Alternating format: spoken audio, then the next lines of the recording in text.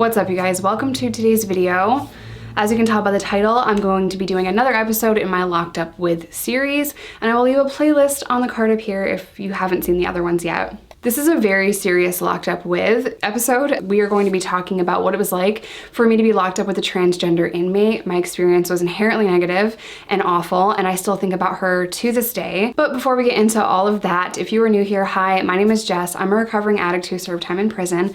My entire crazy life story is in the description box down below. If you want to follow me on any of their social media platforms, all of that is linked down below, or it'll pop up over here. I also have a vlog channel where you can follow me, see all the random things that I do, meet my family, and, you know, chill with me over there. Very different vibe. Plus, be sure to subscribe before you leave so we can hit 400K and I can have another excuse to get my third YouTube tattoo. So, you know. All right, without further ado, let's go ahead and get started.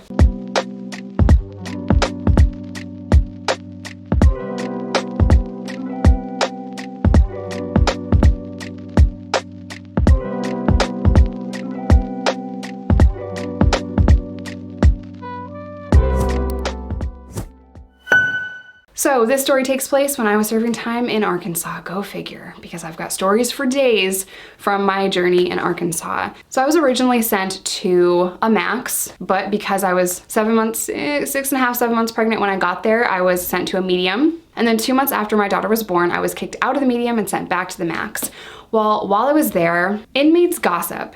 Inmates talk about other inmates and things going on within, you know, relationships in prison and friendships in prison and drama, and you know, there's just a lot of gossip going on in prison. There are also no secrets in prison. Everyone's watching your every move and everyone's up in your business because you have no privacy, and like, we all know what's going on the daily.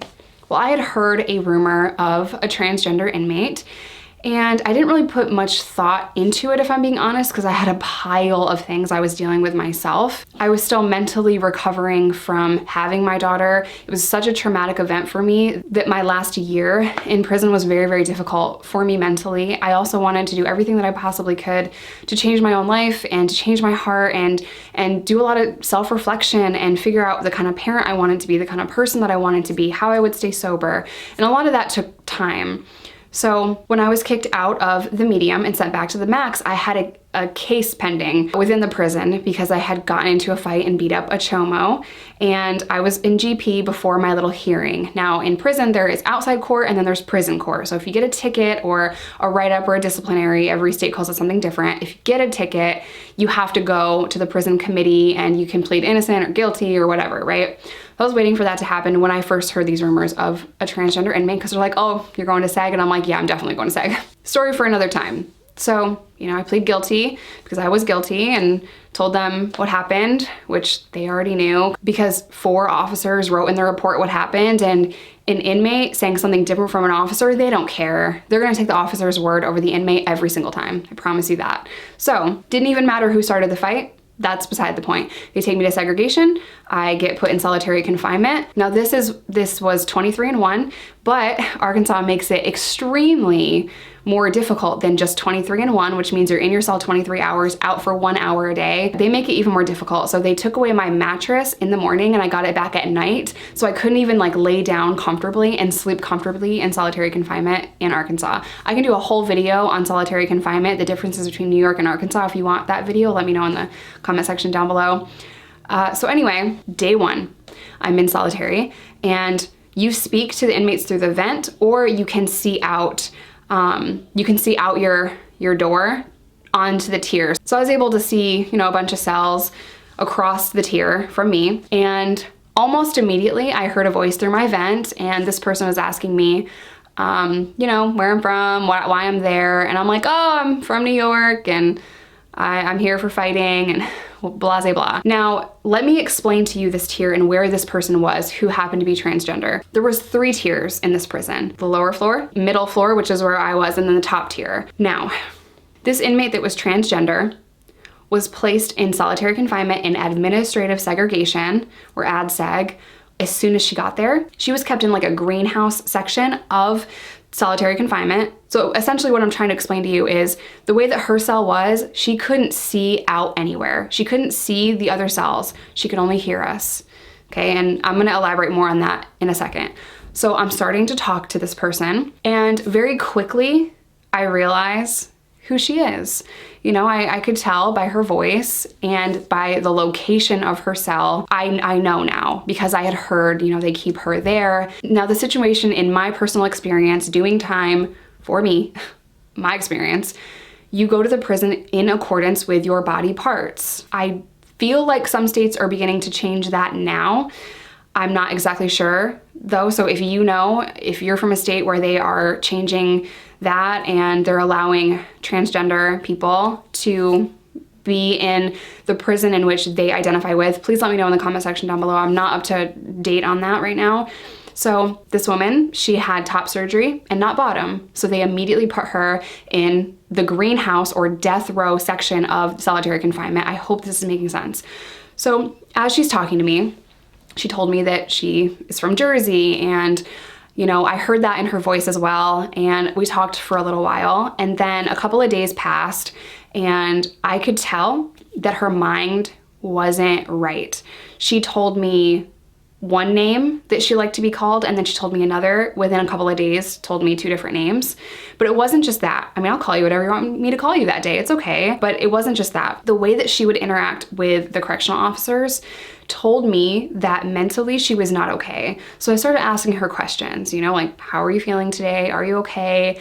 How long have you been here? Please know that you are not crazy. Now, I told her that because imagine being kept in a dark room by yourself and you can't see anybody, but you hear people banging and screaming. Solitary confinement in its truest form is torture, but her experience was so much worse because she couldn't even physically see anybody. They kept her in an area where she couldn't see a single thing. All she could do is hear my voice. All she could do is hear the banging and the screaming and the keys from the correctional officers walking by and the radios and the chaos of solitary confinement. She could just hear it. She couldn't see anybody. And the more time I spent in that cell, the more I talked to her, the more my heart broke for her, the more infuriated I became with the system. I understand the security issue with that. I get it, but she's still a human being, okay? She is a human being, and she had been kept in solitary confinement in this greenhouse area for over 10 years. She was aggressive with the staff, violent with the staff. She would verbally, you know, assault them. She would refuse trays. She was even given air trays because the correctional officers hated her so much. I couldn't physically see that, but I could hear her saying like, F you, there's no food on this tray, screaming, and there's nothing I can do. There was absolutely nothing I could do. So one day I was being taken to the shower. Now in solitary confinement, you have to go like this, you have to cuff up behind your back, and you have to wait for 2 officers to escort you anywhere. You're being cuffed up and escorted to the shower, cuffed up and escorted if you have to go to medical, which good luck in solitary going to medical. Something has to be wrong for you to be taken out of solitary and put in medical, in my personal experience. This is just Jessica Kent's experience. And you're also cuffed up and taken to rec or an ADSEG hearing, or there's different reasons why they have to take you out of your cell. But when they do in solitary, you are cuffed up and there's a 2-guard escort everywhere you go if you're a solitary inmate. Hope that makes sense. So one day they're taking me to the shower for the first time, and I'm trying so hard, like I'm breaking my neck as I'm walking by that little greenhouse area to look in to see if I could see her. Just to give her like a little, like a nod or a smile at her. I couldn't wave to her because I was cuffed up, but just to know, I wanted her to know like I am a real person. I know that sounds crazy, but I wanted her to know like, you're not crazy. I'm a real person and we're talking. And I'm saying that because for 10 years, she could only hear people, she couldn't see them. And the only interaction that she ever got was from correctional officers giving her a tray 3 times a day. So imagine what that does to a person, right? So I just wanna like show her some sign of life and like nod to her, smile at her or something so that she knows that I'm real. Because I could not escape this feeling that she feels like she's crazy from the conversations that I was having with her. And I was just so heartbroken and infuriated, and that started to plant the seed in my mind to fight for prison reform. All the other time that I did, I never cared to change the system or fight back against the system or share my experience because it was just a normal thing to me in my lifestyle at the time. You know, I just thought, oh, you're just gonna go to prison, just gonna get locked up sometimes. And I thought that was completely normal because I was an addict and I was severely mentally not okay, and I was in that lifestyle, and I thought it was normal. At the end, when I served time in Arkansas, and when I got locked up in Texas and arrested in Kentucky, when all of these things started to happen to me, I'm like, wait, this is not right. This is not okay to treat human beings like this. In New York, you have a cellie in solitary confinement. In the feds, you have a cellie in solitary confinement unless you've done something heinous and you have to be kept separately. So the fact that Arkansas is still housing people in solitary 23-1 by themselves, and they're keeping transgender people in the death row wing where they can't even see another human being until their time is over, until their sentence is over, blows my mind. This violates so many human rights laws. I can't even begin to name them all. I don't know what to do as far as treating and housing trans people in prison. I don't know the answer. But I do know that the way they treated her and the way they acted towards her and keeping her there for that long, I do know that that was mental torture. You could just do a very quick Google search and realize why solitary confinement in its truest form is torture. They use light deprivation against you. So some correctional officers will leave the lights on or they will turn the lights off. There is no clocks. You can't see what time it is. The only way you know what time it is by those trays 3 times a day. You know the trays. You know what time it is when the officers change shifts. You know what time it is when they call, you know, they ask you to come to rec. You know what time it is if the mail comes, and you are able to get your mail in solitary confinement because that is a right. Inmates do have rights. A lot of facilities won't let you have pictures in solitary, but you can have your mail. Also, facilities in this country still only allow you to have a Bible in solitary confinement. You can't even have books. Every state is different. Every facility is different. I was only given the Bible in Arkansas because they can't deny religious readings or practices as long as it's Christianity. Riddle me that. So you only get the Bible. I'm not sure if you're like Muslim and you wanted the Quran. I don't know if they would have given you that in Arkansas. They were not very accommodating to your religious preference or any of that. Now, I do want to talk a little bit about LGBTQ plus people in prison. How were they treated in prison? Besides transgender, which I did just mention, it's my personal experience that if you're gay in prison, you're accepted. That's what I saw as a woman going to prison. There is what you call stud broads and femmes. I was a femme just because I had long hair. Stud broads, and they call themselves that because they're studly, you know, they're handsome, they're studs. That's their own nickname, and that's what they wanted to be called. Shaved head and, you know, handsome. They were accepted. If you were gay, it's not an issue, it's not a problem, you're just gay. You know, if you want to have a relationship in prison, you can have a relationship in prison. There are plenty of people that are willing, and I can do an entire video on relationships in prison if you guys want me to. But I just want to answer that really quick before I go, that if you are gay in prison, you're accepted. I never saw somebody treated a different way because of being gay, ever.